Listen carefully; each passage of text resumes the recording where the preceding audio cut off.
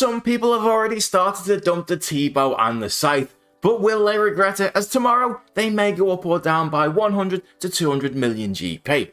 The price of bonds could be about to be over 10 million GP for the first time, and this week I'm going to look at all the investment tips that I've given you this year to see how they're doing, and I also have a few more for you. But first, as always, there's a bond hidden within the video, and the first person to find it and timestamp it with their username gets it.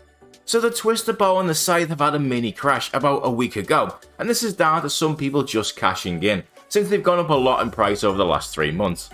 100 million GP profit for free for those people that invested in these a while back is understandably very tempting, even though those people know that in the next few days they may go up by another 100 to 200 million GP.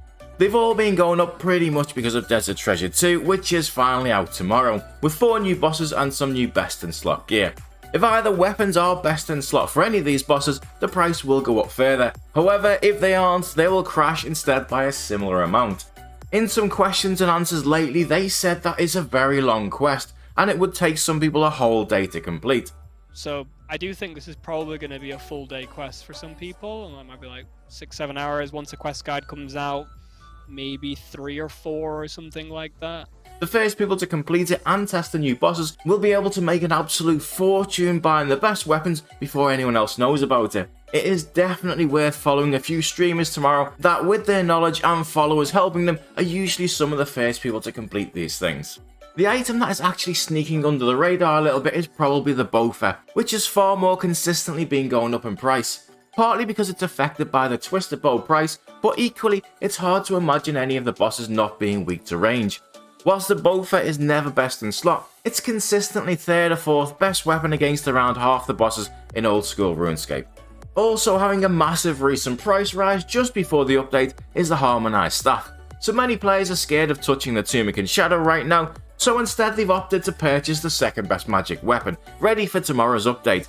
Even though, ironically, it also can't be used on Ancients, which is what people are worried about, and won't get the bonuses from the new mage gear that's out either. But it's less risky, I guess, to spend 400 million than it is to spend 1.2 billion. The biggest surprise from Forestry was the Secateur attachment, which gives you extra leaves when woodcutting. Leaf prices have been between 300 and 1000 GP each, and they only cost 20 anima to make 50 of them, making it the most profitable item to create. All that's resulted in us creating around 500,000 of these every single day. Between us, we are using 100,000 oak logs, 50,000 willow logs, and 10,000 iron bars to make all of them. Forestry meant tons of players cutting logs initially, but as this slowly reduces as you would expect, it'll be interesting to see what the impact of what 10 to 15% of oak and willow logs being used by this item will have.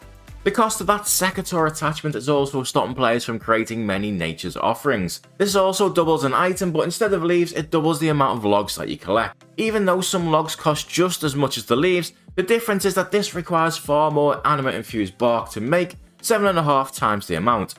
If leaves crash in price, we will start to make hundreds of thousands of these too, but currently we're making a small amount of around 50,000 per day. Even still, the price of the dwarf weeds and the ultra compost has been going up in price lately, even though I'm not convinced the update has had much of an impact just yet, since it's less than 1% of what's sold on the GE.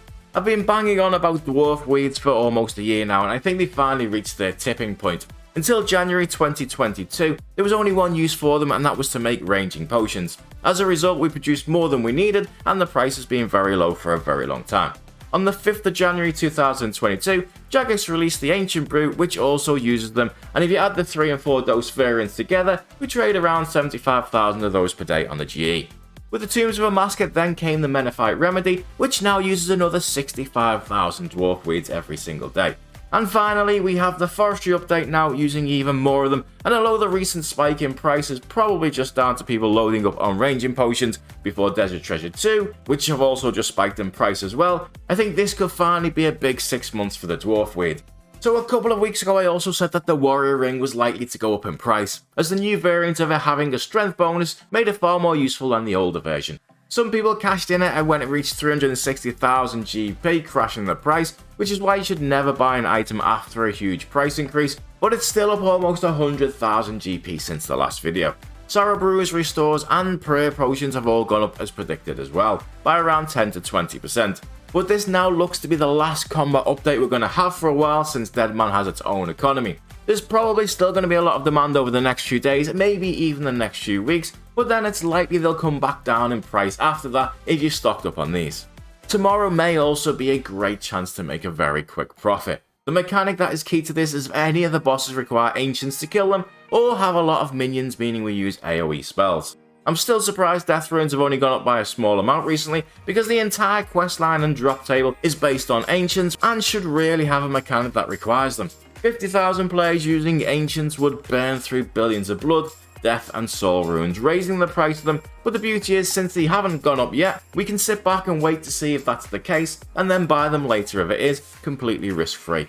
As always, predictions are just that, and I'll never be right all of the time, so put in your own game experience and you may have an even better investment that I haven't thought of.